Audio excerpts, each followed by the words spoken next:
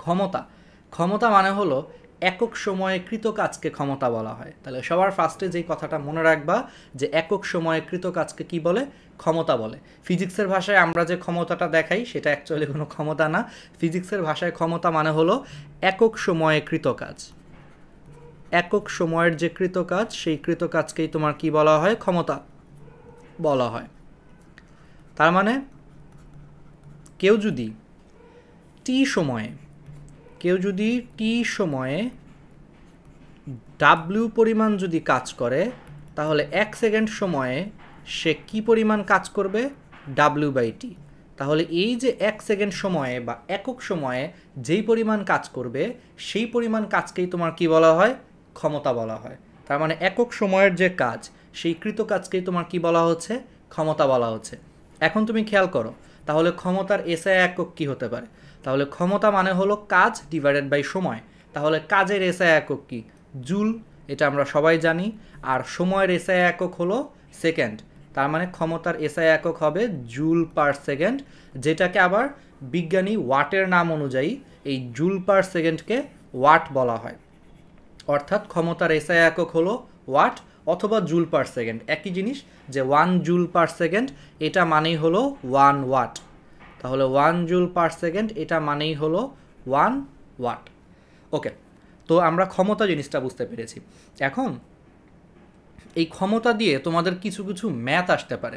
আমি তোমাদেরকে আগে ফার্স্টে বেসিক কিছু ম্যাথ করাই, যেটা আমাদেরকে কাজের সূত্রের সাথে হলো রিলেটেড। আগে কিছু বেসিক ম্যাথ করায় ফেলি, তারপরে আস্তে আস্তে আমরা কর্মদক্ষতায় চলে যাব।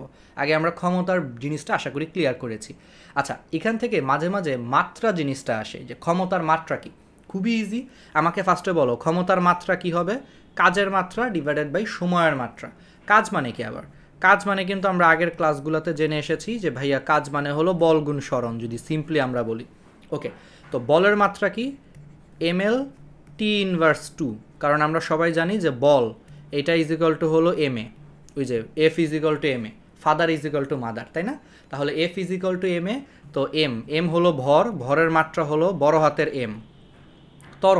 ত্বরণ মানে হলো মিটার পার সেকেন্ড স্কোয়ার, তো মিটার মানে হলো দৈর্ঘ্য, এটা মানে হলো L, আর সেকেন্ড স্কোয়ার মানে সময়, তাহলে T−2। এই কারণে আমরা বলতে পারি যে বলের মাত্রা হলো ml T−2। তো এটাকে সরণ দিয়ে গুণ করো, সরণ মানে হলো দৈর্ঘ্য, তার মানে L। তাহলে এটা হলো কাজের মাত্রা ডিভাইডেড বাই সময়ের মাত্রা, তাহলে আরেকটা টি দিয়ে ভাগ করতে হবে। তার মানে আলটিমেটলি আমাদের ক্ষমতার মাত্রা চলে আসবে হলো ml স্কোয়ার T−3। ঠিক আছে, তাহলে ক্ষমতার মাত্রা কি হবে? ml স্কোয়ার T−3 হলো ক্ষমতার মাত্রা। ওকে, তাহলে আমরা ক্ষমতা জিনিসটা হলো বুঝতে পেরেছি। এবার আসো নটরডেমের একটা প্রশ্ন সলভ করি। এই প্রশ্নটা আমার ফেভারিট একটা প্রশ্ন, কারণ এই প্রশ্নটা অ্যাকচুয়ালি ইন্টারে আছে, বাট ইন্টারে থাকলেও এটা টেস্ট পেপারে আমি 2-1 জায়গায় পাইছি, আবার হলো এটা তোমাদের নটরডেম ভর্তি পরীক্ষাতেও আসছিল। তো চলো আমরা বেসিকটা ক্লিয়ার করে ফেলি। তাহলে এইটুকু জিনিস আমি বুঝতে পেরেছি। তাহলে এবার আসো ক্ষমতার একটা ম্যাথ করি। তার আগে আমার রাবারটা কই, এই যে বিশাল রাবারটা দেখো কত দ্রুত, দেখছো? এত দ্রুত কেউ মুছতে পারবা? অনেক কাজের একটা রাবার। ঠিক আছে, তো তাহলে প্রশ্নটা ছিল এইরকম। এটা এইচএসসির ম্যাথ, ইন্টারের ম্যাথ, বাট এটা কলেজ ভর্তি পরীক্ষা একবার আসছিল আর টেস্ট পেপারে আসছে। অনেক সময় কিছু স্যার থাকে যারা পোলা প্যান্টে বাস দেওয়ার নিয়ত নিয়ে সবসময় বসে থাকে। ওই সমস্ত স্যারগুলা মনে হয় তাদের ব্যক্তিগত জীবনে অনেক অখুশি, তো ওই সমস্ত স্যারগুলা চায় যে একটু পোলা প্যান্টে প্যারা দিতে। তো ওই সমস্ত স্যারগুলো আবার এই টেস্ট পেপারে কিছু প্রশ্ন করছে। তো এই প্রশ্নগুলোর আমরা একটু অ্যান্সার জানার চেষ্টা করব। তো একটা প্রশ্ন হলো 4 মিটার দৈর্ঘ্যের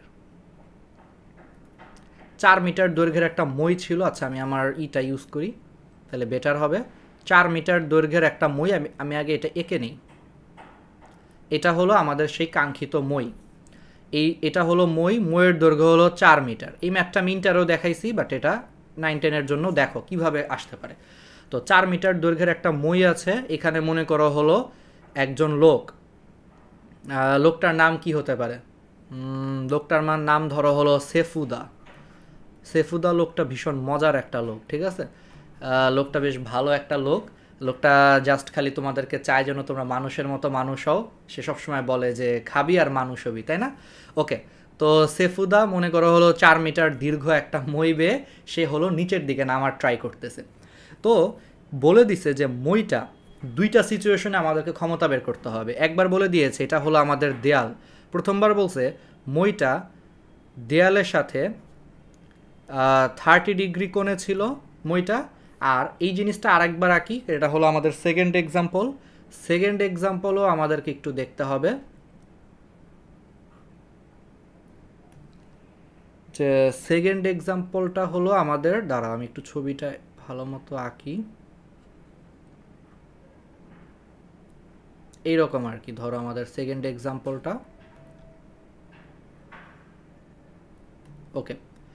তো সেকেন্ড এক্সাম্পলে সেম, ওই ময়ের দৈর্ঘ্য হলো 4 মিটার, কিন্তু এবার সেফুদা মনে করো যে নামতেছে, মনে করো এবার বলে দিছে যে মইটা ভূমির সাথে হলো তোমার 30 ডিগ্রি কোণ উৎপন্ন করে, ঠিক আছে। তো আমাকে বলছে যে এরকম 4 মিটার দীর্ঘ একটা মই বেয়ে নামতে ধরো হলো সেফুদার তোমার কত 20 সেকেন্ড সময় লাগে।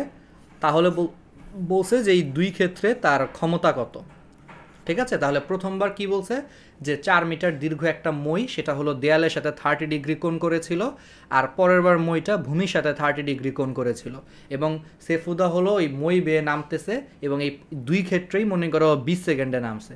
প্রথমবারও 20 সেকেন্ডে নামছে, দ্বিতীয়বারও ধরো 20 সেকেন্ডে নামছে। তাহলে বলছে যে প্রত্যেক ক্ষেত্রে হলো ক্ষমতা বের করতে বলছে। তাহলে প্রত্যেক ক্ষেত্রে কি বের করতে বলেছে? ক্ষমতা বের করতে বলেছে, ওকে। তো এই ক্ষমতাটা আমরা কিভাবে করতে পারি? তো একটা জিনিস তোমরা খেয়াল করো, আমরা তো সবাই জানি যে ক্ষমতাকে অ্যাকচুয়ালি ইংলিশে ক্ষমতা মানে হলো পাওয়ার, ওই যে বলি না যে পাওয়ার দেখাইতেছে, ক্ষমতা দেখাইতেছে আর কি। আচ্ছা, তো ক্ষমতা ইংলিশ হলো পাওয়ার, এই জন্য এটাকে পি দ্বারা প্রকাশ করা হয়।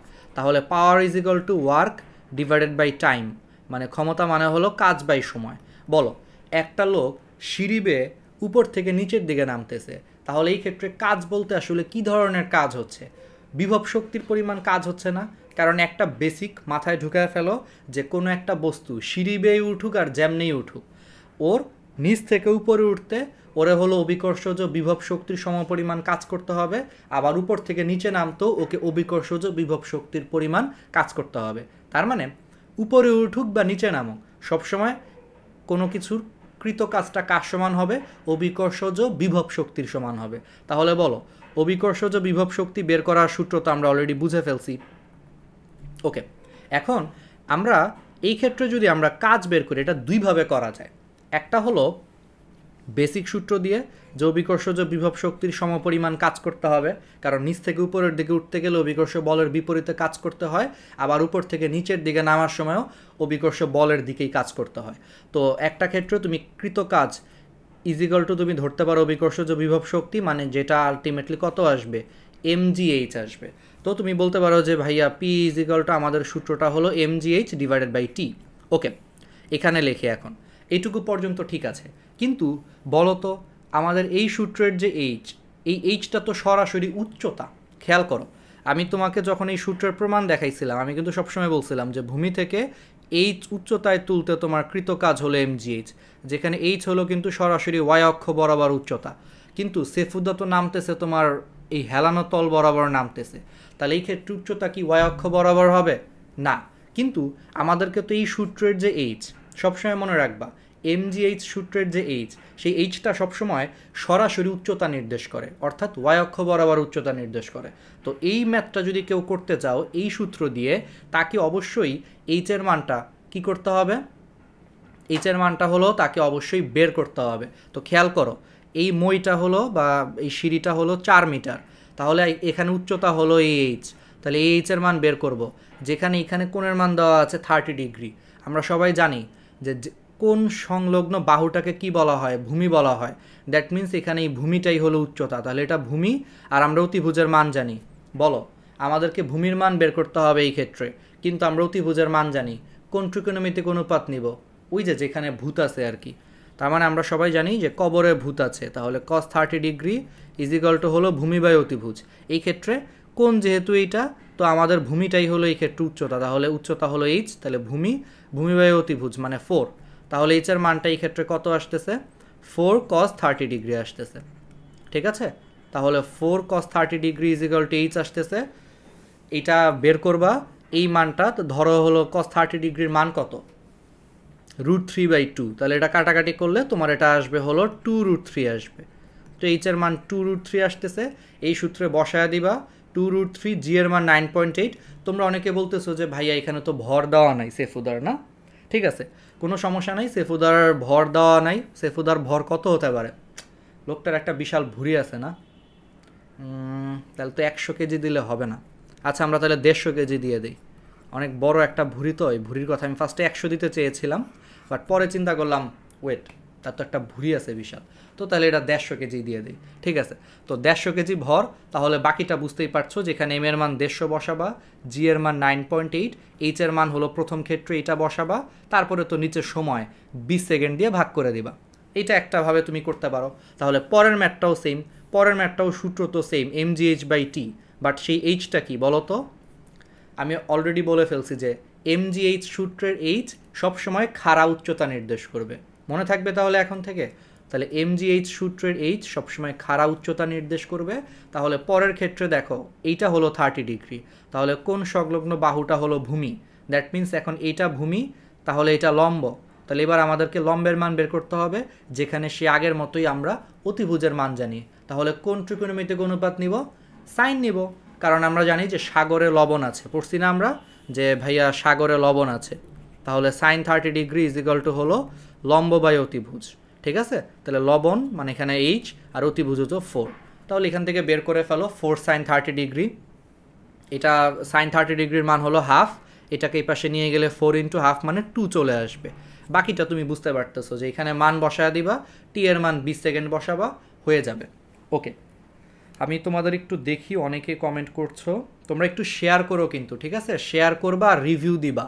অলরেডি আমি আরেকবার মনে করা দিই, অনেকে পরে আসছো, আমাদের প্রত্যেকটা ক্লাসের তোমরা এখন থেকে রিভিউ দিবা। রিভিউ দিবা কোন গ্রুপে? গ্র্যাভিটি গ্রুপে। ঠিক আছে, গ্র্যাভিটির একটা গ্রুপ আছে, মেইন গ্রুপ, যেখানে 17,000-এর বেশি মেম্বার আছে, সেখানে আমাদের ক্লাসের রিভিউ দিবা, সুন্দর করে রিভিউ দিবা।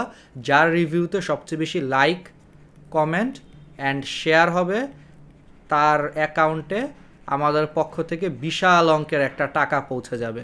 সেই বিশাল অঙ্কের টাকাটা কত? আচ্ছা, 35 টাকা। তোমরা কেউ হাইশো না, কারণ এই জিনিসটা প্রত্যেকটা ক্লাসেই দেওয়া হবে। তো হয়তো বা একটা ক্লাসে 35 টাকা কিছু না, বা টানা যদি কেউ 4-5টা জিতে ফেলো, অনেক টাকা কিন্তু। ঠিক আছে, তো এটা হলো রিভিউ দিবা তোমরা ক্লাসের প্রত্যেকটা ক্লাস পরে, এবং প্রত্যেক ক্লাসে আমরা বিজয়ী হলো আমরা পরের দিন ক্লাসে বলে দিব। আজকে একজনকে আমরা অলরেডি বলে দিয়েছি, তো যারা পরে আসছো তারা এটা মনে রাখবা। ওকে, তো এটা একটা সূত্র। হ্যাঁ, অনেকে বলতেছো যে, একজন বলতেছো যে মেসেঞ্জার গ্রুপ, ঠিক আছে, অজানা অনুভূতি। আর তোমরা হলো ক্লাসেও তোমরা করবা, মেনশন করবা, সব ফ্রেন্ডদেরকে মেনশন করে দিবা, তাহলে দেখবা যে অ্যাটেন্ডেন্স অনেক বেড়ে যাবে। ঠিক আছে, এখন শেয়ার দিবা, তারপর হলো বিভিন্ন জায়গায়। শহীদুল্লাহ কায়সার বলছো সেফুদা যদি জানতে পারে আপনি ওনাকে খেলাধুলা করছেন, উনি আপনার ভুঁড়িতে ঢুকায়া ফেলবে। ভাই তাও ভালো, লোকটা ভুঁড়িতে ঢুকায়া ফেলুক, তাও ভালো, আল্লাহর রাস্তায় যেন মুখটা না খুলে, কারণ সে মুখ খুললে আর আমরা আসলে আর টিকতে পারবো না। মুখ খোলার থেকে তার ভুঁড়িতে ঢুকায়া ফেলাটা অনেক ভালো। ঠিক আছে, তো আমরা বুঝতে পারছি। ঠিক আছে, তো এইটুকু জিনিস আমরা মনে হয় বুঝতে পারছি, কিন্তু এই ম্যাথটা আরেক উপায়ে করা যায়, সেটারও তোমরা এখন সূত্র জানো। এক্স্যাক্টলি, অনেকে হয়তো মনে মনে আসতেছে সূত্রটা, যে ভাই আগের দিন তো আপনি আরেকটা সূত্র পড়াইছিলেন কাজের, ওইটা যদি অ্যাপ্লাই করি কেমন হয়। এক্স্যাক্টলি, এইটা হলো তোমাদের 9-10-এর বেসিক। আশা করি তোমাদেরকে বুঝাইতে পারছি। এখন আসো আমরা একটু ইন্টারের বেসিক দিয়ে অ্যাপ্লাই করি, যেটা আমি অলরেডি তোমাদের প্রথম ক্লাসে, কাজ ক্ষমতা শক্তির প্রথম ক্লাসে আমি সূত্রটা বুঝাইছি, W = Fs cos θ। তাহলে আমি সেম ম্যাথটা ইন্টারের এখন একটু বেসিক দিয়ে করাই, কিন্তু ইন্টারের বেসিক দিয়ে কেন করাচ্ছি? কারণ ওই সূত্রটা অলরেডি টেস্ট পেপারে আছে, এবং আমি আমার নিজের ক্লাসে এগুলো আমি বুঝায় ফেলছি। তোমরা জানো যে আমাদের ফার্স্ট ক্লাসে আমরা বুঝাইছিলাম যে W = Fs cos θ আরেকটা সূত্র আছে, যেখানে F তো বুঝতেই পারছো বল, এস হলো তোমার সরণ, আর থিটা হলো বল ও সরণের মধ্যবর্তী কোণ। থিটা কি? থিটা হলো বল ও সরণের মধ্যবর্তী কোণ। তো খেয়াল করো, এই যে থিটা হলো তোমার বল ও সরণের যে মধ্যবর্তী কোণ, তাহলে আমরা এই সূত্রটা অ্যাপ্লাই করি। খেয়াল করে দেখো, একটা বস্তু নিচ থেকে উপরের দিকে উঠুক অথবা উপর থেকে নিচের দিকে নামুক, তার বলটা কার সমান হয়? অলওয়েজ মনে রাখবা, বলটা তার ওজনের সমান হয়। অর্থাৎ কেউ যদি নিচ থেকে উপরের দিকে উঠে অথবা উপর থেকে যদি নিচের দিকে নামে তার যে বল সেই বলটা সবসময় ওজনের সমান হয় এবং ওজন সবসময় কোন দিকে কাজ করে খাড়া নিচের দিকে কাজ করে তাহলে কি আমি বুঝাইতে পারছি যে একটা বস্তু নিচ থেকে উপরের দিকে উঠুক বা উপর থেকে নিচের দিকে নামুক ওর প্রয়োগকৃত বলটা সবসময় কিসের সমান হবে ওর ওজনের সমান হবে এবং ওজন সবসময় কোন দিকে কাজ করবে খাড়া নিচের দিকে কাজ করবে কারণ বুঝতেই পারতেছো ওজনের সমান পরিমাণ যদি বল প্রয়োগ না করে তাহলে সে কিন্তু উপর থেকে নিচে নামতে পারবে না অথবা নিচ থেকে উপরের দিকে উঠতে পারবে না ওকে তো তার মানে এই ক্ষেত্রে সেফুদার নিচের দিকে নামার সময় তাহলে তার ওজনের সমপরিমাণ বল প্রয়োগ করছে এবং সেই ওজনটা সবসময় কোন দিকে কাজ করে খাড়া নিচের দিকে কাজ করে তাহলে খাড়া নিচের দিকে তার ওজন কাজ করতেছে বল হিসেবে তাহলে এই ক্ষেত্রে বল F = mg হয়ে যাবে এবং যেটা হলো খাড়া নিচের দিকে কাজ করছে কিন্তু লোকটা তো তোমার নামতেছে সিঁড়ি বরাবর তার মানে তার সরণ হচ্ছে কিন্তু এই হেলানো তল বরাবর সরণ হচ্ছে দ্যাট মিন্স এখন তাহলে তার কৃত কাজ F হবে তার ওজনের সমান mg যেটা আসতেছে আবার হলো 150 × 9.8 mg সরণ হচ্ছে কিন্তু ঠিক সিঁড়ি বরাবর বল প্রয়োগ করতেছে খাড়া নিচের দিকে বাট সরণ তো ডেফিনেটলি সিঁড়ি বরাবরই হচ্ছে তো সিঁড়ি বরাবর সরণটা কিন্তু তোমার 4 কিন্তু আমি বলে দিয়েছি যে এই সূত্রের থিটার পরিচয় কি বল ও সরণের মধ্যবর্তী কোণ তাহলে খেয়াল করো বল তো তোমার নিচের দিকে কাজ করতেছে আর সরণ কাজ করতেছে এই বরাবর তাহলে বল এবং সরণের মধ্যবর্তী কোণ কত এক্স্যাক্টলি 30 ডিগ্রি দেখো বল হলো খাড়া নিচের দিকে কারণ আমি আরেকবার বলি নিচের দিকে বা উপরের দিকে উঠতে গেলে সবসময় ওজনের সমপরিমাণ বল প্রয়োগ করতে হয় তাহলে ওজন সবসময় খাড়া নিচের দিকে কাজ করে তার মানে বল নিচের দিকে সরণ হচ্ছে সিঁড়ি বরাবর তাহলে বল এবং সরণের মধ্যবর্তী কোণ হলো এটা যেটা 30 ডিগ্রি তাহলে এটাই হলো আমাদের সূত্রে বসে যাবে cos 30 ডিগ্রি ব্যাস একটা সূত্র দিয়ে তুমি কাজ বের করে ফেলছো বাকিটা তো তুমি বুঝতেছই যে ক্ষমতা P = হলো W/T তো W এর মানটা তোমরা অলরেডি বের করে ফেলছো এই যে এখানে আর T হলো 20 সেকেন্ড ভাগ করে দিবা ক্ষমতা চলে আসবে তাইলে আসো সেকেন্ড ম্যাথটা দেখি তো সেকেন্ড ম্যাথও সেম লোকটা এখান থেকে মানে সেফুদা এখান থেকে এইদিকে না নেমে নিচে নামতেছে সরি এইদিকেই নামতেছে লোকটা তো এত পাগল না আমরা যতটা পাগল ভাবি সে অতটা আসলে পাগল না ঠিক আছে তো সে নামতেছে সিঁড়ি বরাবরই কোনো প্রবলেম নাই বাট ওই যে বললাম যে উপর থেকে নিচে নামুক বা নিচ থেকে উপরের দিকে নামুক অলওয়েজ মনে রাখবা সবসময় ওজনের সমপরিমাণ বল প্রয়োগ করে ধরো সিনেমায় কি হয় যে হলো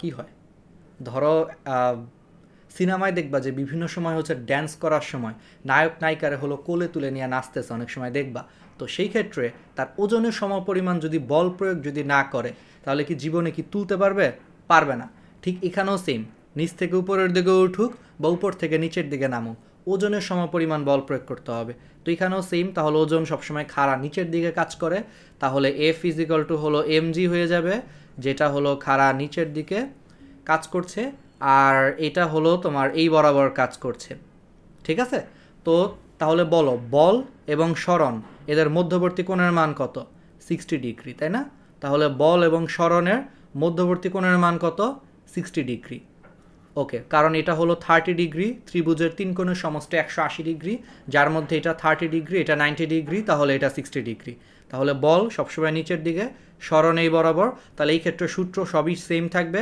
জাস্ট খালি এখানে cos 30 ডিগ্রির বদলে cos 60 ডিগ্রি হয়ে যাবে কারণ এটা বল এটা সরণ এদের মধ্যবর্তী কোণ 60 ডিগ্রি তাহলে cos 60 ডিগ্রি হবে এটাই আমাদের কাজ পরে সেই কাজটা এখানে বসায়া তার সময় হলো 20 সেকেন্ড ভাগ করে দিবা কি চলে আসবে ক্ষমতা চলে আসবে ঠিক আছে তো এইভাবে আমরা খুব চমৎকার ওয়েতে ম্যাথগুলো করতে পারি এটা ইন্টারের ম্যাথ বাট স্টিল এটা খুবই ইফেক্টিভ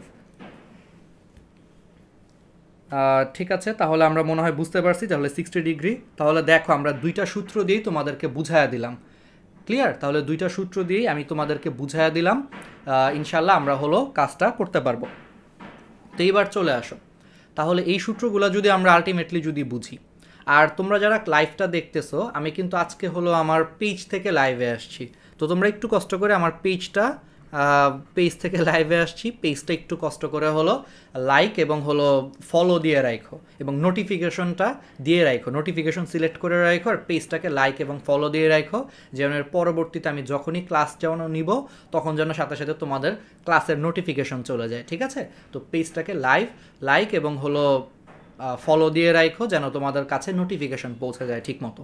ওকে, তার মানে এই সূত্রটা আমরা হলো এই ম্যাথটা আমরা 2 রকমভাবে আমরা করে ফেলছি। ঠিক আছে, তো এইবার আসো তাহলে এইটুকু জিনিস আমরা মুছে দেই। এবার আমরা আমাদের কাঙ্ক্ষিত জিনিসে চলে যাই, কর্মদক্ষতা। ক্ষমতা থেকে আমাদেরকে মেইনলি যেটা পড়তে হবে কর্মদক্ষতা, দেন আমরা কুয়ার ম্যাথগুলো দেখব। আর আমরা তো বলছি যে আজকে শেষ না করতে পারলেও সমস্যা নাই, আমাদের পরের ক্লাসও আমরা দেখব এবং তারপরে আমরা এমসিকিউ সলভ করব, বিভিন্ন বোর্ডের এমসিকিউ, তারপর নটরডেম এবং হলিক্রস পরীক্ষায় আসা বিভিন্ন এমসিকিউ সলভ করব। দেন আমরা হলো আবার রেগুলার তো এক্সাম নিচ্ছি, রেগুলার কিন্তু এক্সাম দিবা তোমরা। ঠিক আছে, তো এবার আসো কর্মদক্ষতা। তো কর্মদক্ষতা জিনিসটা কি? কর্মদক্ষতা জিনিসটা হলো দক্ষতার পার্সেন্টেজ, মানে তুমি কোনো একটা মেশিনকে দিয়ে কাজ করাচ্ছ, সেই মেশিনটা কতটুকু কাজ করবে সেইটাকেই আমরা আলটিমেটলি কি বলা হয়, কর্মদক্ষতা বলা হয়। ওকে, ঠিক আছে। তো কর্মদক্ষতার ক্ষেত্রে আমরা একটু পরে দাঁড়াও, আমি দেখতেছি কমেন্টগুলো একটু মজার তোমরা মনে হয় কমেন্ট করতেছো।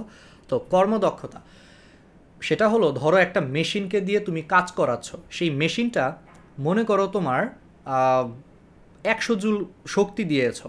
ঠিক আছে, ধরো একটা ব্লেন্ডার মেশিন, তুমি একটা ব্লেন্ডার মেশিনে মনে করো রোজা রমজানের মাস তুমি ধরো হলো ব্লেন্ড করতেছো, জুস বানাইতেছো, তো তুমি সেই ব্লেন্ডার মেশিনকে বাইরে থেকে বিদ্যুৎ শক্তি সরবরাহ করতেছো। তুমি যদি সেই ব্লেন্ডার মেশিনকে বাইরে থেকে 100 জুল শক্তি দাও, মানে বিদ্যুতের সাহায্যে তুমি সেটাকে 100 জুল শক্তি সরবরাহ করতেছো, এবং এই শক্তি সরবরাহ করার কারণে ব্লেন্ডার মেশিনটা মনে করো কাজ করে ও মনে করো 80 জুল পরিমাণ কাজ করছে, 80 জুল পরিমাণ কাজ করে মনে করো ফলের জুস তৈরি করছে। তাহলে তুমি কি বলবা যে এই মেশিনটাকে আমি যতটুকু শক্তি দেই ও তার 80% হলো কাজে রূপান্তর করে, মানে ওর 80% হলো কাজ করে, বাকি 20% শক্তি হলো অপচয় করে, কারণ আমি ওকে বাইরে থেকে 100 জুল শক্তি দিছি, ওর উচিত ছিল 100 জুলই কাজ করা। বাট বাস্তবে কোনো মেশিনই তুমি যতটুকু ইনপুট দিবা ততটুকুই তোমাকে আউটপুট দিবে না, অবশ্যই ইনপুটের চেয়ে আউটপুটটা কম হবে। ঠিক আছে, তাহলে বাইরে থেকে যদি আমরা 100 জুল শক্তি দেই, ও মনে করো আমাদেরকে 80 জুল কাজ ব্যাক করতেছে, তাহলে 20% শক্তির অপচয় করতেছে। তাহলে আমরা বলবো যে ব্লেন্ডার মেশিনের কর্মদক্ষতা কত, 80%। তো আমি কি তোমাদেরকে বুঝাইতে পারছি যে কর্মদক্ষতা বলতে কি বুঝায়?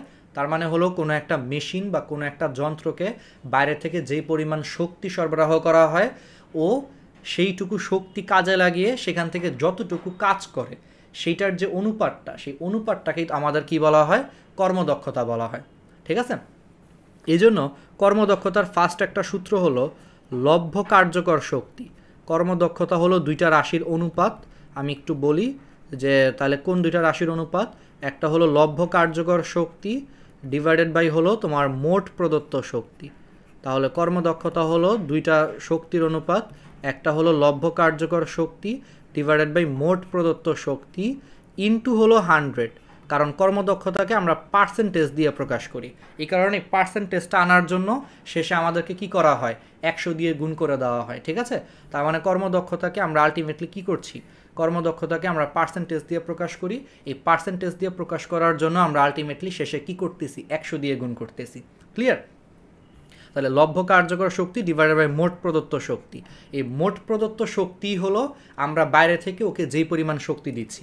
তাহলে আমার এক্সাম্পলে আমরা বাইরে থেকে ওকে কতটুকু শক্তি দিয়েছি, 100 জুল শক্তি দিয়েছি বাইরে থেকে, তাহলে এটা হলো আমাদের কি, মোট প্রদত্ত শক্তি। আর লভ্য কার্যকর শক্তি মানে হলো ওর কাছ থেকে আমরা কতটুকু শক্তি লাভ করছি বা ও আমাদেরকে কতটুকু কাজ দিছে আর কি, সেটাই হলো লভ্য কার্যকর শক্তি। তাহলে আমার এক্সাম্পলে লভ্য কার্যকর শক্তি হলো 80 জুল। তাহলে খেয়াল করো যে 80 ডিভাইডেড বাই 100 ইন্টু 100, যেহেতু আমরা পার্সেন্টেজে প্রকাশ করতে চাই, এটাই হলো কর্মদক্ষতা। ধরো আমি তোমাদেরকে পড়াশোনা করার জন্য আমি তোমাদেরকে 500 জুল শক্তি দিয়েছি, তোমাদেরকে মোটিভেশন করছি, ক্লাস করাইছি, এক্সাম নিয়েছি, আমি তোমাদের পিছনে 500 জুল মনে করা শক্তি ইনভেস্ট করছি। তোমরা বদলে কি করছো, আমি তোমাদের পিছনে 500 জুল শক্তি ইনপুট দিছি, তোমরা আমার ওইখান থেকে মাত্র 300 জুল শক্তি ব্যাক করছো, পড়াশোনা করে রেজাল্ট করে তোমরা মনে করো আমাকে 300 জুল শক্তি ব্যাক করছো। তাহলে বলো, এই যে আমি তোমাদেরকে যে 500 জুল শক্তি দিয়েছি সেটা হলো মোট প্রদত্ত শক্তি, আর তোমরা যে আমাকে 300 জুল শক্তির সমপরিমাণ পড়াশোনা আমাকে দিয়ে দিছো, এটা হলো লভ্য কার্যকর শক্তি। আর যদি এখন পার্সেন্টেজে প্রকাশ করি তাহলে অনুপাতটা হয়ে যাবে 300 ডিভাইডেড বাই 500 ইন্টু 100, এটাই হলো কর্মদক্ষতা। ওকে, তো আমরা মনে হয় এইটুকু জিনিস বুঝতে পারছি। তাহলে লব্ধ কার্যকর শক্তি বলতে কি বোঝায়, যে মেশিন থেকে আমরা যেইটুকু কাজ পাই সেটা হলো লব্ধ কার্যকর শক্তি, মেশিনকে আমরা যেইটুকু শক্তি দিচ্ছি সেটা মোট প্রদত্ত শক্তি ইন্টু 100। ওকে, এখন এই সূত্রটাকে আরেকটু মডিফাই করা যায়। তোমরা বলতে পারো যে ভাইয়া এটা ক্ষমতার সাথে এটা সম্পর্কটা কি? ক্ষমতার সাথে এটা সম্পর্কটা হলো, এটাকে আমরা আরেকটু সুন্দর করে মডিফাই করতে পারি। কিভাবে মডিফাই করতে পারি খেয়াল করো। আমি উপরের যে সূত্র এবং নিচের যে সূত্র, দুইটা জিনিসকেই মনে করে আমি সময় দিয়ে ভাগ করে দিলাম। এটাকে আমরা বলতেছি হলো মোট প্রদত্ত শক্তি। একটু সংক্ষেপে লিখি, মোট প্রদত্ত শক্তি। আর উপরেরটা ধরো হলো লব্ধ কার্যকর শক্তি। সবই ঠিক আছে, আমরা একটু সংক্ষেপে লিখি। ধরো উপরে নিচে দুইটাকেই আমরা সময় দিয়ে ভাগ করে দিছি।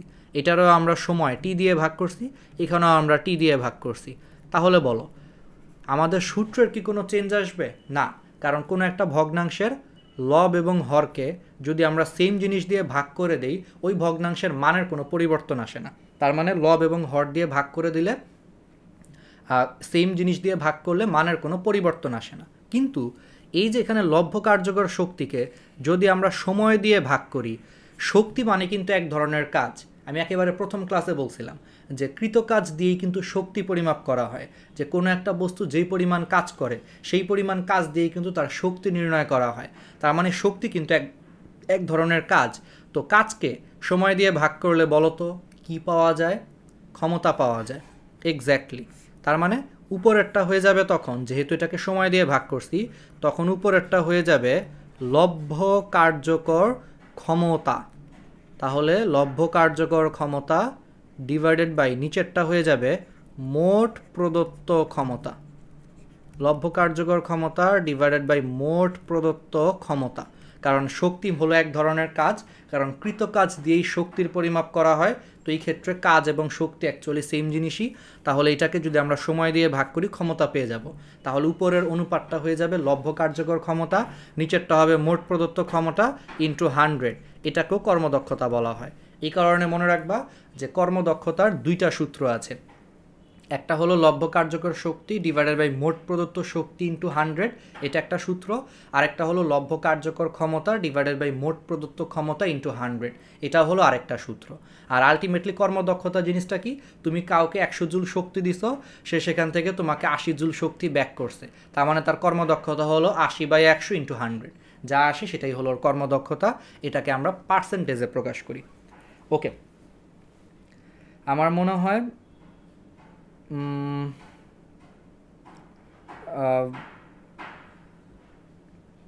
অনেকে বলতেছো যে রেগুলার এক্সাম কোথায় কোথায় হয়।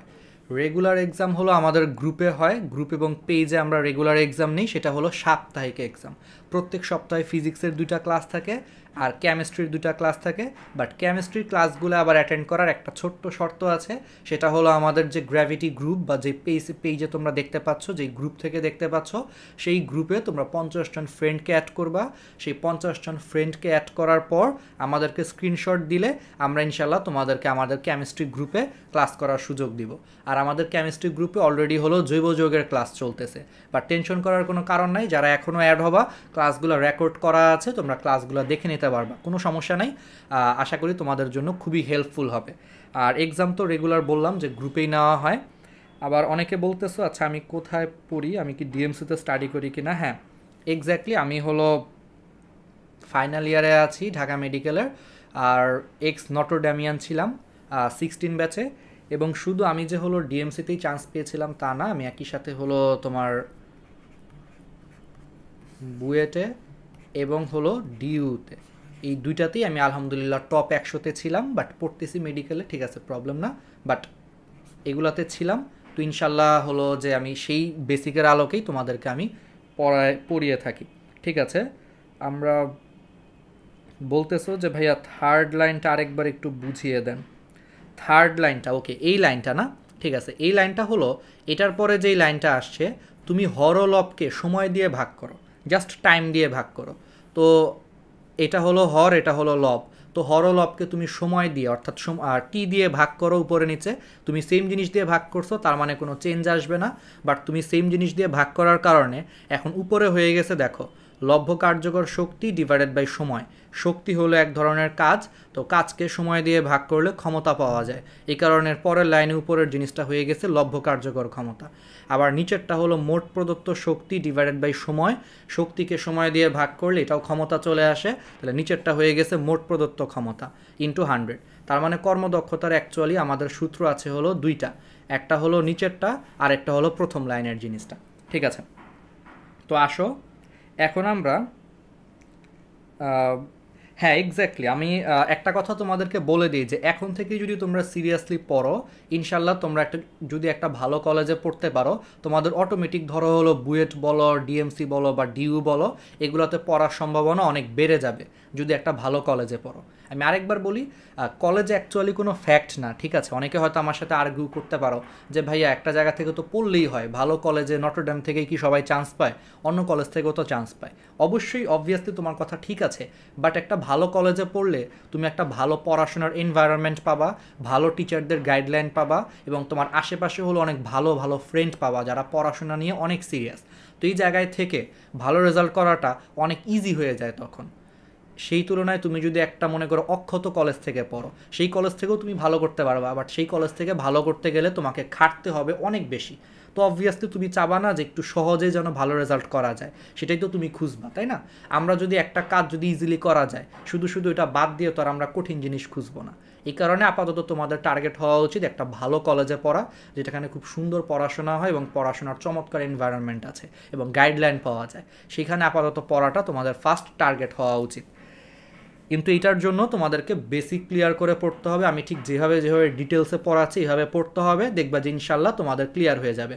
এবার আসো আমরা তাহলে আমাদের বিখ্যাত কিছু ম্যাথ করি, কিছু ম্যাথ করি। তোমরা আগের দিন টেস্ট পেপারের কিছু ছবি পাঠাইছো, তো আমরা সেই ছবিগুলোর থেকে আমরা এখন একটু এই ম্যাথগুলো করার ট্রাই করি। ওকে, তার আগে একটা ম্যাথ আমি তোমাদেরকে বানায়া দিই, এটা নর্মাল ম্যাথ, একটা বেসিক ক্লিয়ার করবো এই ম্যাথটা দিয়ে। পরীক্ষায় তোমরা প্রায় দেখবা একটা প্রশ্ন থাকে যে ধরো 2 কিলোওয়াট ক্ষমতা সম্পন্ন কোনো একটা মোটর, প্রশ্নটা আমি আগে লিখে একটু আমি বানায় একটা ম্যাথ দিলাম, এটা একটু করতে হবে। 2 কিলোওয়াট ক্ষমতা সম্পন্ন কোনো মোটর,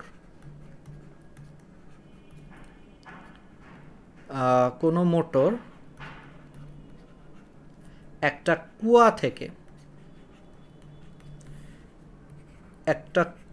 থেকে ধরো 20 কেজি পানি তুলে, ফার্স্ট একটা নর্মাল ইজি ম্যাথ দিয়ে শুরু করি। কোনো মোটর একটা কুয়া থেকে 20 কেজি পানি 20 মিটার উচ্চতায় তুলে, 20 কেজি পানি 20 মিটার উচ্চতায় তুলে ধরো হলো তোমার কত সেকেন্ডে, ধরো এটা হলো 5 মিনিটে, তাহলে বলছে এর কর্মদক্ষতা কত। সিম্পল একটা জিনিস ধরো, তোমাকে জানতে চেয়েছে যে ওই জিনিসটার তোমার কর্মদক্ষতা কত। ঠিক আছে, ফার্স্ট একটা ইজি প্রশ্ন দিয়ে শুরু করি যে 2 কিলোওয়াট ক্ষমতা সম্পন্ন কোনো একটা মোটর একটা নির্দিষ্ট কুয়া থেকে 20 কেজি পানি, প্রশ্নে সরাসরি বলা আছে যে 20 মিটার উচ্চতায় তুলে 5 মিনিটে, তাহলে বলছে সেই মোটরটার কর্মদক্ষতা কত। এখান থেকে একটা বেসিক মনে রাখবা, বেসিক নম্বর 1 পাশে লিখে রাখো, বেসিক নম্বর 1। কর্মদক্ষতার ম্যাথগুলো করতে গেলে ফার্স্টে তোমাদের একটা বেসিক লাগবে, সেটা হলো বেসিক 1। সেই জিনিসটা হলো প্রশ্নে সরাসরি দেখো কিলোওয়াট, ওয়াট কিন্তু তোমার ক্ষমতার একক, তোমরা সবাই জানো যে ওয়াট হলো ক্ষমতার একক, তাহলে কিলোওয়াট এটাও তো ডেফিনেটলি ক্ষমতার একক, তাহলে প্রশ্নে সরাসরি যে ক্ষমতাটা দেওয়া থাকবে এটা অলওয়েজ তোমার হয়ে যাবে মোট প্রদত্ত ক্ষমতা।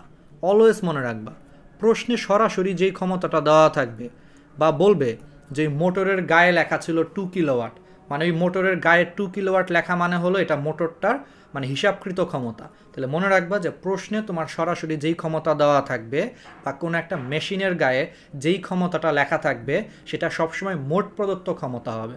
মানে ওই মেশিনটা তুমি যদি বিদ্যুৎ দিয়ে যদি চালনা করো, ওই মেশিনটা ওইটুকু পরিমাণ প্রত্যেক সেকেন্ডে ক্ষমতা মানে তো হলো প্রত্যেক সেকেন্ডে ব্যয়িত শক্তি, তাহলে প্রত্যেক সেকেন্ডে ওইটুকু পরিমাণ শক্তি ব্যয় করবে। ঠিক আছে, তাহলে একটা বেসিক মনে রাখবা, বেসিক 1, যে কর্মদক্ষতার ম্যাথে প্রশ্নে সরাসরি যেই ক্ষমতাগুলো দেওয়া থাকবে, যে যেমন এখানে দেওয়া আছে 2 কিলোওয়াট ক্ষমতা সম্পন্ন, অথবা দেওয়া থাকতে পারে যে একটা মোটরের গায়ে 2 কিলোওয়াট লেখা আছে, তাহলে এরকম সরাসরি প্রশ্নে যে ক্ষমতা দেওয়া থাকবে সেটা হলো মোট প্রদত্ত ক্ষমতা। ক্লিয়ার? তাহলে এখন আমাদেরকে বাকি কাজটা করতে হবে। এটা হলো বেসিক 1, তাহলে প্রশ্নে যেটা দেওয়া থাকবে সেটা হলো মোট প্রদত্ত ক্ষমতা। এবার আসো বেসিক 2। বেসিক 2 হলো তুমি অঙ্ক করে যেই ক্ষমতাটা বের করবা, অঙ্ক করে তুমি যেই ক্ষমতাটা বের করবা সেটা হবে লব্ধ কার্যকর ক্ষমতা। মানে তুমি কষ্ট করবা না, তুমি কষ্ট করে মনে করো যেই ক্ষমতাটা বের করবা, কষ্ট টষ্ট করে হিসাব টিসাব করে, সেইটা অলওয়েজ তোমার লব্ধ কার্যকর ক্ষমতা বের হবে। মিলায় দেখো আমার কথাগুলো, সবসময় দেখবে যেটা মিলে যাবে, যে প্রশ্ন সরাসরি যেই ক্ষমতা দেওয়া থাকবে সেটা হলো মোট প্রদত্ত ক্ষমতা, আর তুমি অঙ্ক করে হলো যেই জিনিসটা পাবা সেটা অ্যাকচুয়ালি তুমি পাবা হলো লব্ধ কার্যকর ক্ষমতা। ওকে, তাহলে কর্মদক্ষতা বের করার সূত্র কি? লব্ধ কার্যকর ক্ষমতা বাই মোট প্রদত্ত ক্ষমতা ইন্টু 100।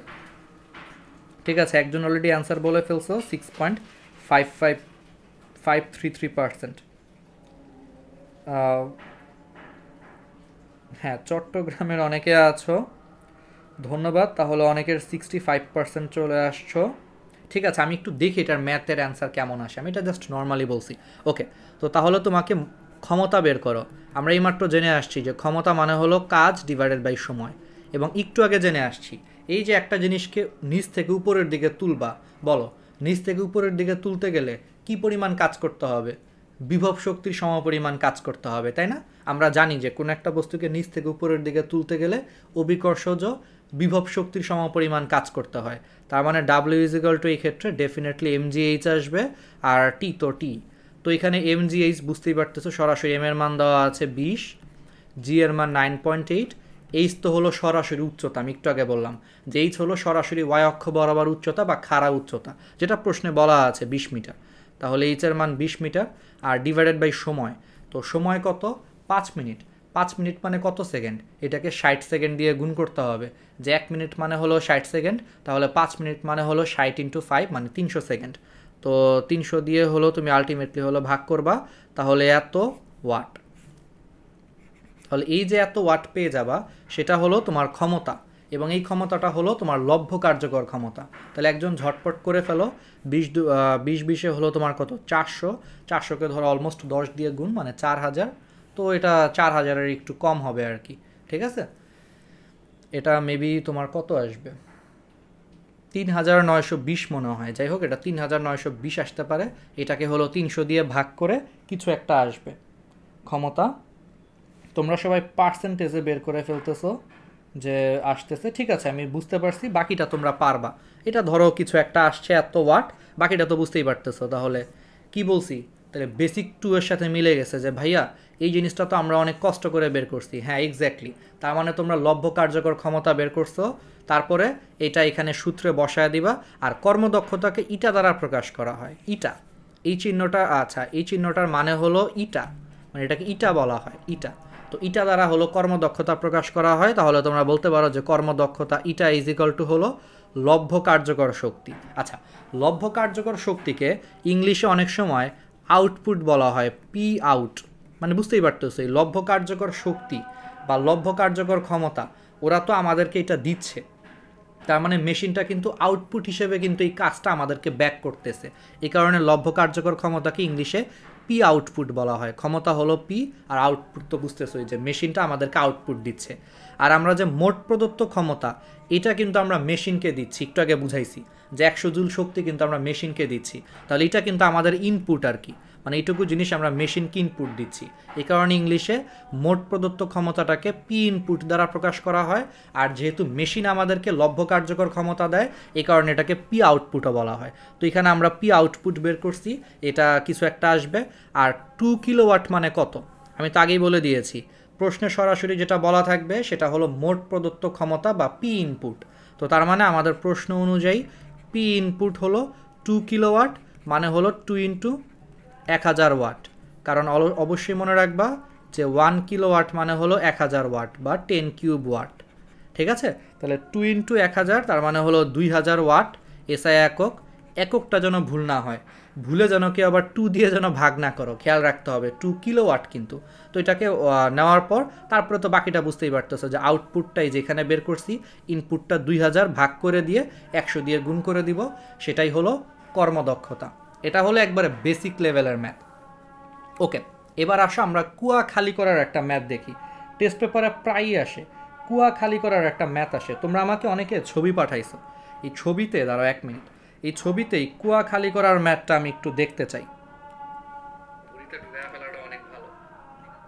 ঠিক আছে, কুয়া খালি করার ম্যাথটা আমি একটু দেখি, তোমরা অনেকে আমাকে পাঠাইছো। দাঁড়াও একটু দাঁড়াও, আমার কাছে আপাতত টেস্ট পেপারটা নাই, আমি ইনশাল্লাহ হয়তো বা 2-1 দিনের মধ্যে পেয়ে যাবে। আমি অর্ডার দিব আজকেই, একটা বইয়ের অর্ডার দিয়েছি। দাঁড়াও একটু দাঁড়াও, কুয়া খালি করার কিছু কিছু ম্যাথ আছে,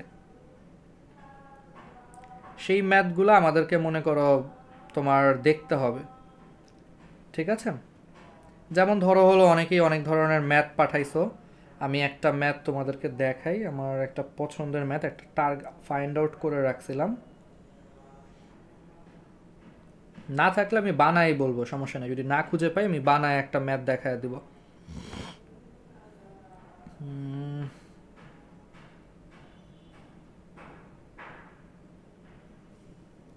ঠিক আছে, আপাতত পাচ্ছি না, বাট আমি তোমাদেরকে বলি টেস্ট পেপারে এরকম টাইপের ম্যাথ অনেক পাবা, কুয়া খালি করার ম্যাথ।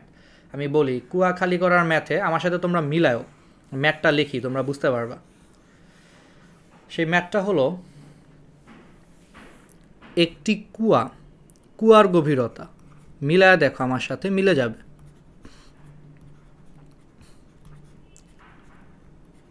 কুয়ার গভীরতা খুব সুন্দর করে বুঝায় দিব, একটু মনোযোগ দিয়ে বুঝবা।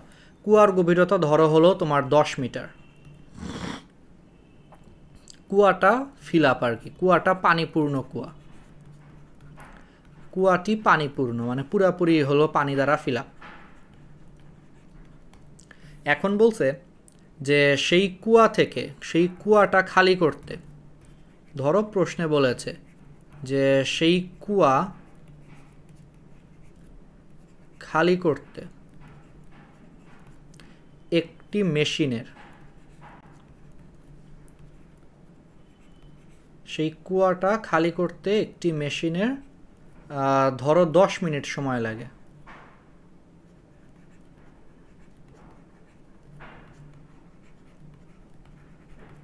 আর ধরো সেই মেশিনের ধরো তোমার দেওয়া আছে, সেই মেশিনের ক্ষমতা হলো 5 কিলোওয়াট, কথার কথা ধরো সেই মেশিনের ক্ষমতা হলো 5 কিলোওয়াট, তাহলে প্রশ্নে বলেছে যে আমাদের কর্মদক্ষতা বের করতে।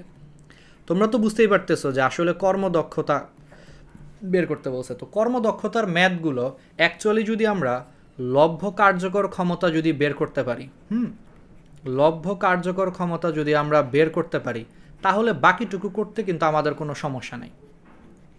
আমাদেরকে জাস্ট প্যারাটা হলো লভ্য কার্যকর ক্ষমতাটা বের করাটা একটু প্যারা, বাকিটা কিন্তু কোনো সমস্যা না।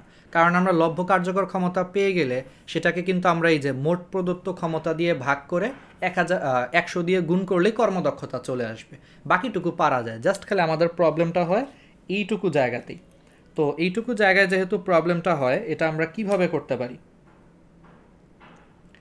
এখানে এম নাই, হ্যাঁ এরকম টাইপের ম্যাথে এম পাবা না। ওকে, তো আসো তাহলে আমরা একটু দেখি যে এটা আমরা ঠিক কিভাবে করতে পারি। তো খেয়াল করো, এই টাইপের ম্যাথগুলো আমরা করার জন্য আমাদেরকে একটা, আচ্ছা 1 মিনিট, আমি হলো একটু আসতেছি, দাঁড়াও 1 মিনিট, তোমরা একটু চিন্তা করো যে এই ম্যাথটা কীভাবে করা যায়, একটু চিন্তা করো, আমি হলো 1 মিনিট পর আসতেছি।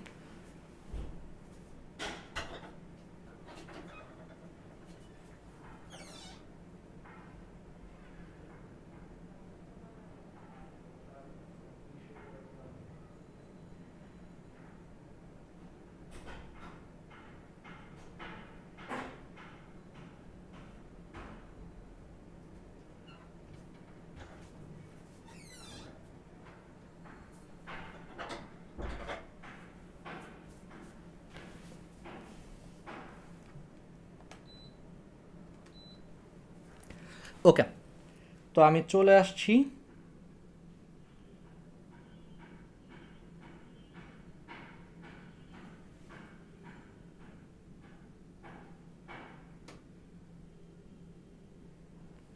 অনেকে একজন বলতেছো যে ভাইয়া ভর কত, না এক্স্যাক্টলি এখানে হলো তোমার ভর লাগবে না, ভর কিছু না, অঙ্কটা তো এখানেই। এটার কি হবে, এই ম্যাথটা তোমার অ্যাকচুয়ালি কি হবে আমি জানি যে এই ম্যাথটা খুবই ঝামেলাপূর্ণ, পোলাপাইন এই ম্যাথটা বুঝে না। তো এবার আসো খেয়াল করো, তাহলে আমাদের টার্গেটটা কি, আগে আমরা টার্গেট ফিক্সড করি। আমাদেরকে হলো এই লভ্য কার্যকর ক্ষমতাটা বের করতে হবে।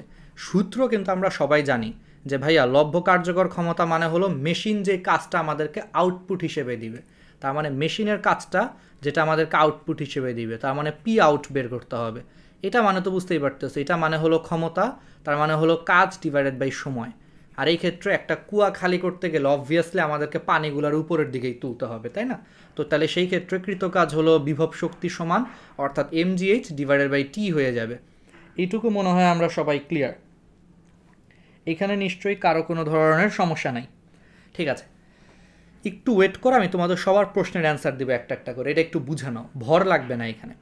এখন খেয়াল করো এখানে এমটা কি, তাহলে পানির ভর, কারণ তুমি একটা কুয়া খালি করবা, আমি একটা কুয়া আঁকি, ধরো এটা একটা কুয়া, বুঝো ভালো মতো, কুয়াটা পুরোপুরি পানি দ্বারা ফিল আপ, তার মানে কুয়ার ভিতরে পুরোপুরি পানি আছে, সব জায়গায় জায়গায় মনে করো তোমার পানি আছে, প্রত্যেকটা জায়গায় তোমার পানি আছে। তো কুয়ার গভীরতা তোমার দেওয়া আছে 10।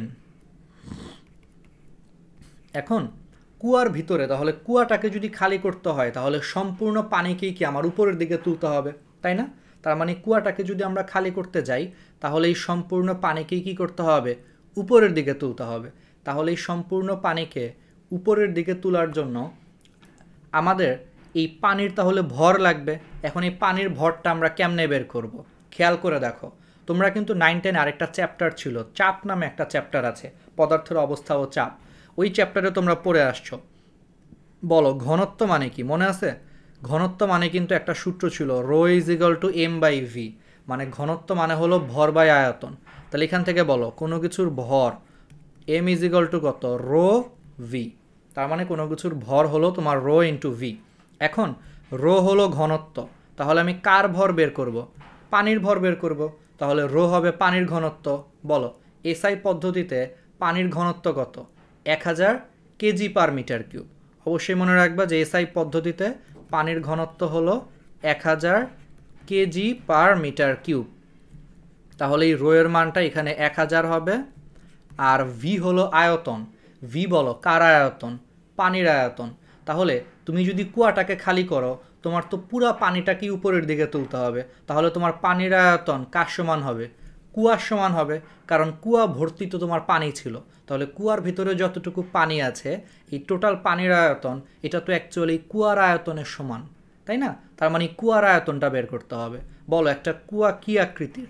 একটা কুয়া কিন্তু সিলিন্ডার আকৃতির, যেমন দেখো আমার পানি খাওয়ার গ্লাসটা আছে, ইচ্ছা করে রেখে দিছি, এটা একটা কুয়া। তাহলে এই কুয়ার ভিতরে যতটুকু পানি আছে সেই পানির আয়তনটা কিন্তু এই কুয়ার ভিতরের আয়তনের সমান হবে। আর একটা কুয়া দেখো সিলিন্ডার আকৃতির, তার মানে একটা সিলিন্ডারের আয়তন নির্ণয়ের সূত্র কি? পাই আর স্কোয়ার এইচ। ওকে, এখন তোমরা বলতে পারো যে ভাইয়া আর কোথায় দেওয়া আছে? সমস্যা নেই, দেওয়া থাকবে, প্রবলেম না। ধরো এই কুয়াটার মনে করো আর দেওয়া আছে 2 মিটার, দেওয়া থাকবে এগুলো প্রশ্নে, ব্যাসার্ধ বা ব্যাস কিছু একটা দেওয়া থাকবে। তো খেয়াল করো তাহলে এই কুয়ার ব্যাসার্ধ তাহলে 2 মিটার দেওয়া আছে, তাহলে পাই আর স্কোয়ার এইচ, আর এর মান হলো 2 আর এইচ হলো তার মানে ডেফিনেটলি গভীরতা, তাহলে বলে দিছে কুয়ার গভীরতা হলো 10 মিটার, তাহলে এইচের মান হলো 10। শেষ। তাহলে এটা হলো পানির আয়তন চলে আসলো। এই পানির আয়তনটা তাহলে এখানে বসায় দাও যে পাই ইন্টু 2 স্কোয়ার ইন্টু 10, তাহলে বসায় দিলে যা আসবে তত কেজি, তাহলে এটাই হবে তোমার পানির ভর আর কি, এসআই এককে তত কেজি। ঠিক আছে? তো এই জিনিসটা আমরা বুঝতে পারলাম যে তাহলে এম এর মানটা না দেওয়া থাকলেও আমরা এইভাবে বের করতে পারবো, মনে রাখতে হবে কিন্তু। ওকে, তো আমরা এম বের করে ফেলছি। জি এর মান হলো 9.8, টি এর মান তোমার দেওয়া আছে 10 মিনিট, মানে হলো 10 ইন্টু 60 সেকেন্ড, মানে 600 সেকেন্ড। সব ঠিক আছে, আমাদের প্রবলেমটা হবে এখন আবার এইচে যে এইখানে আবার একটা বেসিক আছে। তোমরা যদি টেস্ট পেপার খুলো এরকম টাইপের ম্যাথে তোমরা দেখবা যে ওরা এইচ না ইউজ করে কোথায় যেন ভাইয়া h/2 ইউজ করছে। আরেকবার মনে করা দেয়, টেস্ট পেপারে এই ম্যাথটা যদি কেউ দেখো, আমার সাথে তোমরা একমত হবা, কেউ একজন কমেন্টে লেখো, দেখবা যে এই এইচের বদলে টেস্ট পেপারে অনেক সময় h/2 ইউজ করছে এই কুয়া খালি করার ম্যাথে। তোমার কাছে তখন কনফিউজিং মনে হবে যে h/2 কেন। এটা অনেকেই মনে করো খেয়াল করছো। তাহলে এই যে h/2 এই জিনিসটা যে আমরা অলরেডি যে ইউজ করেছি, সেটা আমরা কেন ইউজ করবো আমরা আর একটু মুছে দিই, কারণ আছে এখানে কিছু কাজ করতে হবে। আমরা মনে হয় প্রশ্নটা অলরেডি বুঝতে পারছি, প্রশ্নটা এখন আর ম্যাটার করে না আমাদের কাছে। আমরা হলো প্রশ্ন মুছে দিই, আগে আমরা জিনিসটা বুঝি, উপর নিচে সব মুছে দিই। আমাদের প্রশ্ন অলরেডি আমরা বুঝতে পারছি।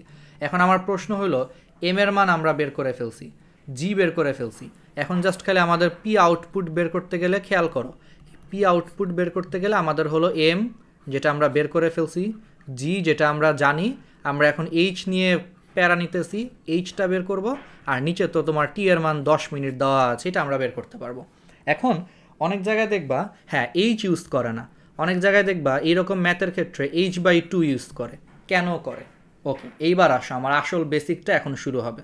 আবার চিন্তা করো, এইটা ধরো হলো কুয়া, খেয়াল করে এবার ভালো মতো খেয়াল করো, প্রশ্নে কি বলছে, কুয়াটা কিন্তু সম্পূর্ণরূপে কিন্তু পানি দ্বারা ফিল আপ, তাই না? আমি তোমাদেরকে কয়েকটা ম্যাথ দেখাবো এর পরে, বা আজকে হয়তো পারবো না, আজকে হয়তো তারাবির নামাজ হয়ে যাবে, ঠিক পরের ক্লাসটা তোমরা অবশ্যই করবা। পরের ক্লাসে আমি আরও কিছু অন্য টাইপের ম্যাথ দেখাবো, বেসিক একবারে এই কুয়া রিলেটেড ম্যাথগুলোই পরের ক্লাসে আমি আরেকবার দেখাবো। ওইখানে আরও নতুন নতুন সূত্র আনবো, ওইখানে আমি দেখাবো যে সবসময় যে h/2 হয় তা না, h/4 অনেক কিছুই হতে পারে। এটা পরের ক্লাসে তোমরা আরও ভালো বুঝবা, ঠিক আছে? তো খেয়াল করো, আমাকে প্রশ্ন বলছে কুয়া সম্পূর্ণরূপে ফিল আপ, কুয়াটাকে খালি করতে হবে। বলো একটা কুয়া কখন খালি হয়?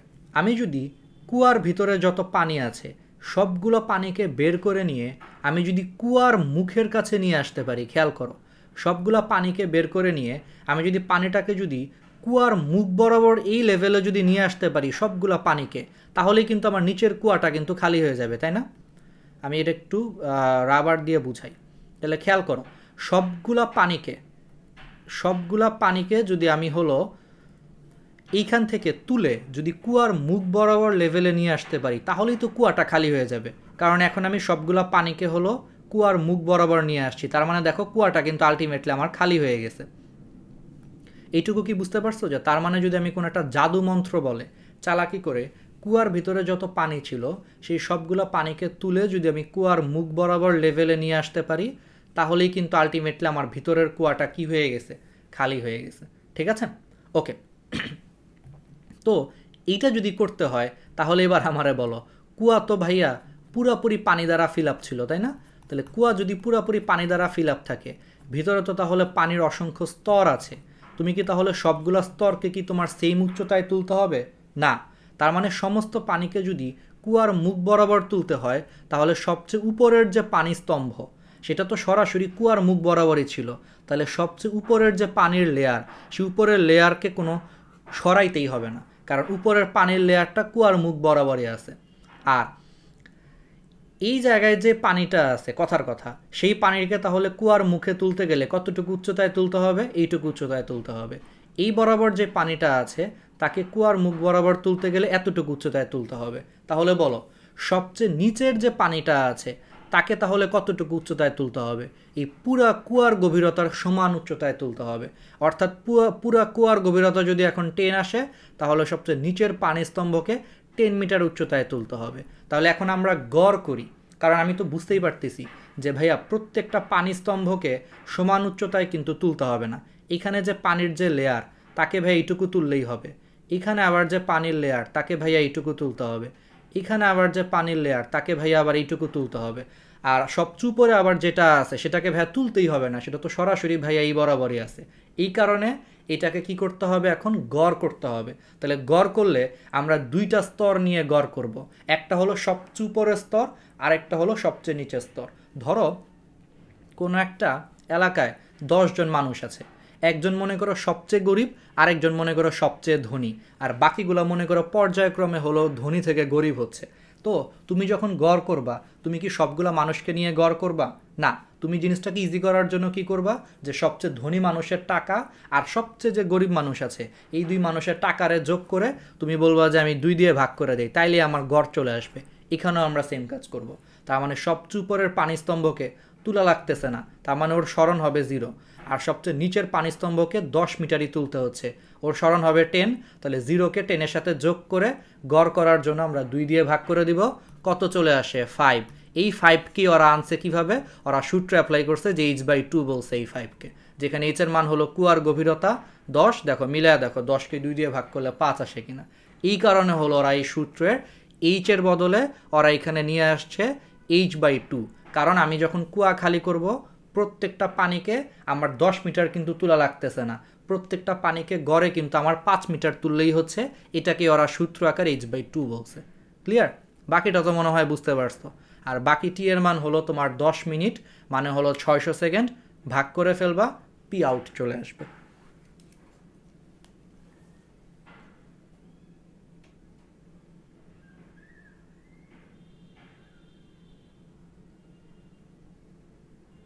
হ্যাঁ, ভরকেন্দ্রের স্মরণের ব্যাপার আছে, ডেফিনেটলি ভরকেন্দ্রের স্মরণ তোমাদের এই লেভেলে একটু কঠিন হয়ে যায় বলে আমি তোমাদের কি করিনি।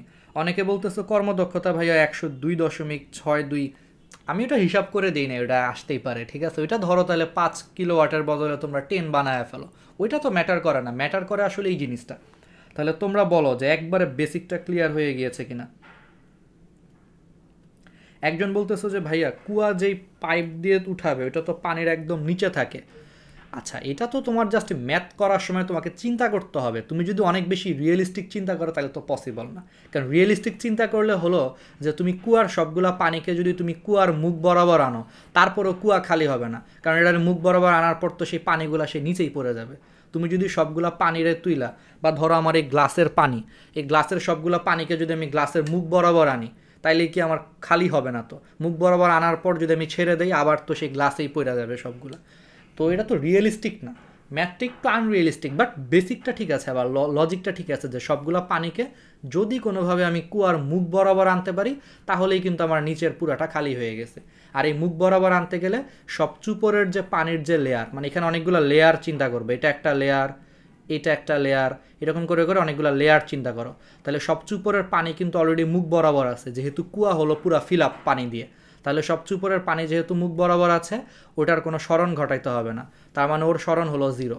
আর সবচেয়ে নিচেরটাকে 10 মিটারই তুলতে হবে। তাহলে গড় করতে গেলে সবচেয়ে ধনী মানুষ আর সবচেয়ে গরিব মানুষের যদি আমরা গড় করি তাহলে 0 + 10 / 2, 5, যেটাকে ওরা সূত্র ব্যাখ্যা করছে h/2 দিয়ে। তো এটা h/2, জি এর মান তো জি, আর এম তো আমি আগেই বুঝাইছি কত দিয়ে চলে আসছে।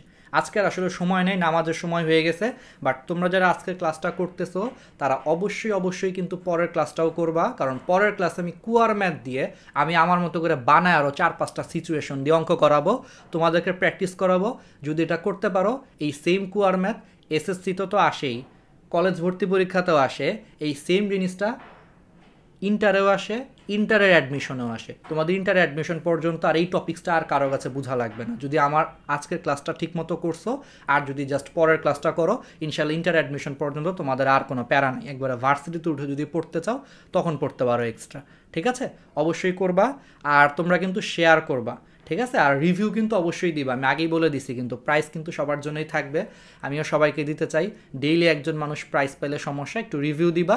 আর পরের ক্লাসটা যখনই তোমরা ক্লাসে ঢুকবা সাথে সাথে তোমাদের ফ্রেন্ডদেরকে মেনশন করে দিবা, যেন অনেক বেশি মানুষ ক্লাস করতে পারে। যেমন আজকের ক্লাসটা আলহামদুলিল্লাহ অনেকে করেছে, বেশ ভালো লাগছে ক্লাসটা, এবং তোমরা অনেক মজা পাইছো আজকের ক্লাসটা করে।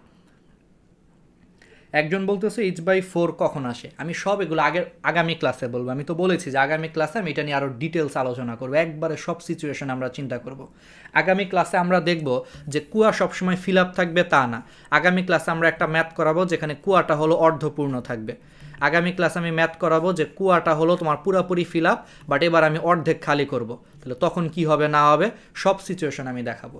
আগামী ক্লাসে আমি একটা ম্যাথ করাবো যে কুয়াটা হলো 3/1 ফিল আপ আছে, তাহলে এটারে খালি করতে কতটুকু কাজ করতে হবে। আগামী ক্লাসে আমি দেখাবো যে কুয়া পুরাপুরি ফিল আপ আছে, তাকে আমি 3/1 খালি করব, তাহলে কতটুকু কাজ করতে হবে। সব সিচুয়েশন আমি দেখাবো, সেখানে তোমরা দেখবা যে h/2 যে আসে তা না, 3h/4 আসে, h/4 আসে, হাবিজাবি সবই আসে, সবই আমি দেখাবো ইনশাল্লাহ। আচ্ছা, একজন বলতেছো ভাইয়া এটা তো 205.25 হচ্ছে।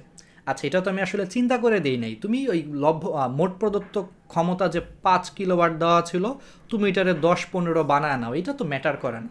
আসল জিনিসটা তো হলো এই জিনিসটা, এটা যদি বের করতে পারো, লব্ধ কার্যকর ক্ষমতা মানে পি আউটপুট যদি বের করতে পারো, ইনপুট তো প্রশ্ন হিসাব করেই দিবে। আমি তো আর হিসাব করে দেই নাই, ঠিক আছে, এটা 100%-এর বেশি হলেও তোমরা নিচেরটাকে বাড়ায় ফেলো, বাড়ায় নিয়ে ভাগ করে 100 দিয়ে গুণ করবা, ঠিক আছে।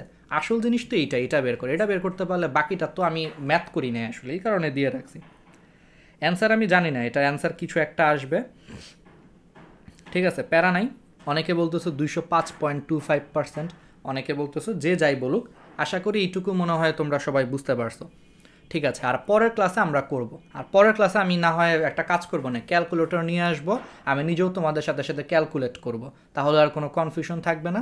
আর আমি তো বললাম যে পরের ক্লাসে অর্ধপূর্ণ কুয়া খালি করতে কী পরিমাণ কাহিনী করতে হবে, পুরাপুরি ফিল আপ আছে কুয়া, বাট সেটাকে এখন আমরা অর্ধেক খালি করব, তার জন্য কি করতে হবে, আর এটা হলো অর্ধেক কুয়া, সেটা কি করতে হবে, 3 ভাগের 1 ভাগ আছে, সেটারে খালি করতে গেলে কি করতে হবে, বা পুরোপুরি কুয়া আছে পানি দ্বারা ফিল আপ, সেটাকে 3 ভাগের 1 ভাগ খালি করতে কি করতে হবে, সব সিচুয়েশন দেখাবো ইনশাল্লাহ। পরের ক্লাসটায় সব কিছু ক্লিয়ার হয়ে যাবে।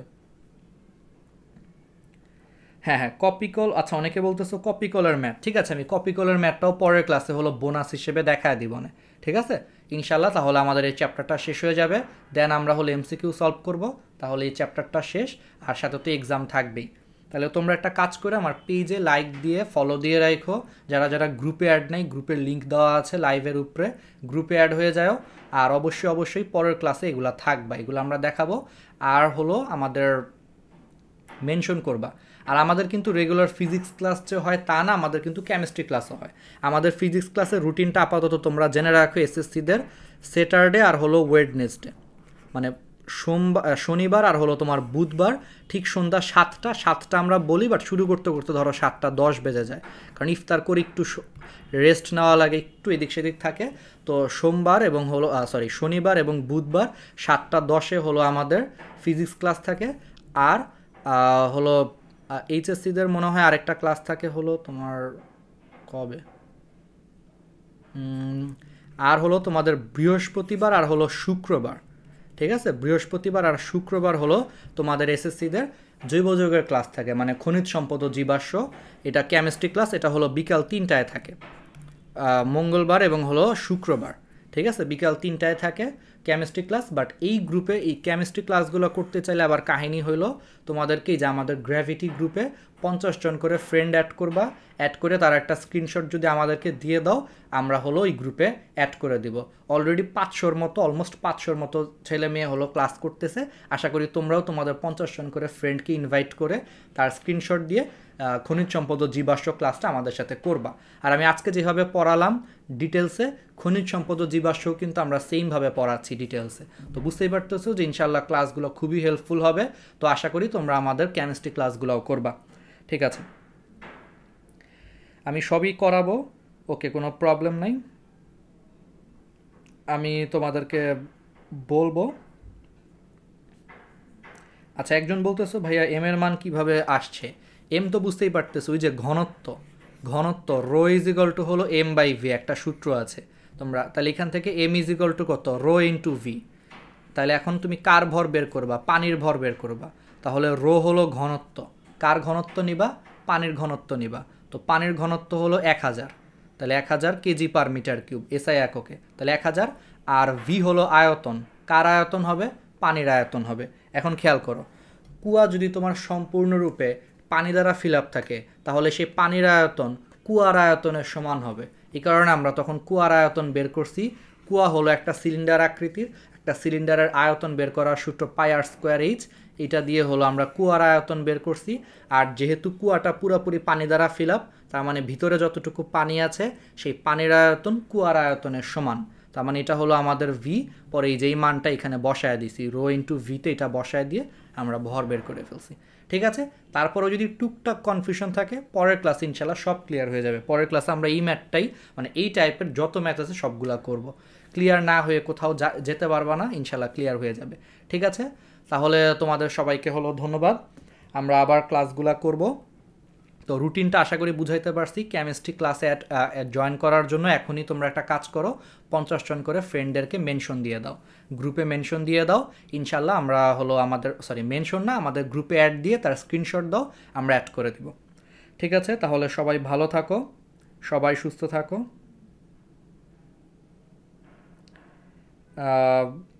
ঠিক আছে, ক্যালকুলেটরে ওকে আমি দেখাবো। আসলে আজকের ক্লাসটা জাস্ট বেসিক ক্লিয়ার করে রাখলাম, কোনো সমস্যা নেই। পরের ক্লাসে আমরা হিসাব করে করে ইনশাল্লাহ খুব সুন্দরভাবে আমরা দেখাবো। ধন্যবাদ। উম্মে সালমা রুমা। হ্যাঁ, পানিটা হলো পুরাটা হলো এক লেয়ারে আনতে হবে, পানিকে পুরোপুরি এক লেয়ারে আনতে হবে, তাহলে কুয়াটা খালি হয়ে যাবে। ঠিক আছে, ওকে। তো তাহলে তোমরা সবাই ভালো থাকো, সুস্থ থাকো। ইনশাল্লাহ পরের ক্লাসে আমি বেশ কয়েকটা কাজ করবো, এই ম্যাথগুলো তো করবোই, সাথে হলো ঠিক আছে আমি ক্যালকুলেটরও নিয়ে আসবো। আমি নিজেই বলছি হ্যাঁ, ক্যালকুলেটরটা পাশে রাখলে আমারও সুবিধা হবে, অ্যান্সারটা তোমাদের সাথে মিলায় নিলে সবারই কনফিউশন ক্লিয়ার হয়ে যাবে। ঠিক আছে, তাহলে সবাই ভালো থাকো, সবাই সুস্থ থাকো। তোমাদের সবাইকে হলো ধন্যবাদ এবং আমার পক্ষ থেকে সালাম রইল। আসসালামু আলাইকুম।